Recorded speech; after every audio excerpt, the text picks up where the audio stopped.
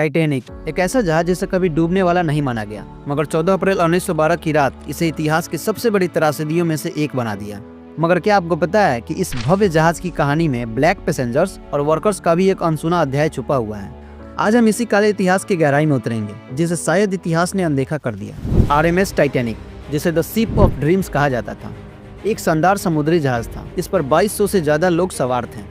इनमें दुनिया के सबसे अमीर लोग, मिडिल क्लास यात्री और लोअर क्लास लेबर शामिल थे। टाइटैनिक अपने समय का सबसे बड़ा जहाज था जिसमें मॉडर्न लग्जरी के तमाम इंतजाम थे। लेकिन क्या ये जहाज केवल धन और सुविधाओं का प्रतीक था या इसके पीछे छुपी थी एक और कहानी? हमारे समाज में रेशियल डिस्क्रिमिनेशन एक कड़वी सच्चाई रही है। टाइटैनिक की कहानी में भी ब्लैक पैसेंजर और वर्कर्स को नजरअंदाज कर दिया गया। चलिए इस इतिहास के इस छिपे हुए हिस्से को अनकवर करते हैं। टाइटैनिक पर एकमात्र ब्लैक पैसेंजर थे जोसेफ लॉरेंस। हैती में जन्मे जोसेफ एक बेहद पढ़े लिखे इंजीनियर थे। वो अपनी फ्रेंच पत्नी और 2 बेटियों के साथ टाइटैनिक से यात्रा कर रहे थे। उनका सपना था कि वो हैती वापस लौटे और अपनी एक्सपर्टाइज से अपने देश के विकास करें। जोसेफ को रेसिज्म का सामना करना पड़ा। उन्होंने फर्स्ट क्लास का टिकट खरीदा था, लेकिन उन्हें लोअर क्लास में रखा गया।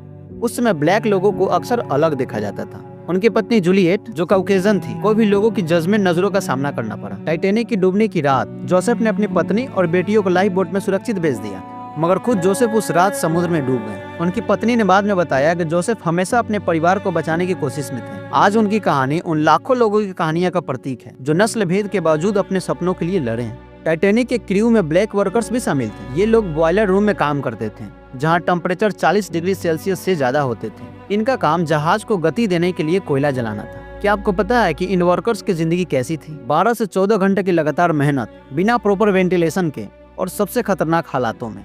इन ब्लैक वर्कर्स की कहानियां अक्सर अनसंग रह जाती हैं। जहाज के डूबने के समय ये लोग सबसे पहले अपनी जान गंवाने वालों में से एक थे, क्योंकि उन्हें लोअर डेक्स में रखा गया था। टाइटैनिक पर क्लास डिवीजन बहुत स्पष्ट था। फर्स्ट क्लास पैसेंजर्स को लग्जरी कैबिन्स, गवर्नमेंट मील्स और एंटरटेनमेंट मिलता था, मगर थर्ड क्लास पैसेंजर के लिए हालात बहुत अलग थे। ब्लैक पैसेंजर्स और वर्कर्स को रेसिज्म की वजह से थर्ड क्लास या क्रू क्वार्टर में रखा गया। ये डिस्क्रिमिनेशन न सिर्फ सफर के दौरान दिखी, बल्कि हादसे के बाद भी। क्या आप सोच सकते हैं कि उस समय की सोशल इनइक्वालिटी ने कितने लोगों की जान ली? थर्ड क्लास पैसेंजर्स को लाइफ बोट तक पहुंचने का मौका भी कम मिला।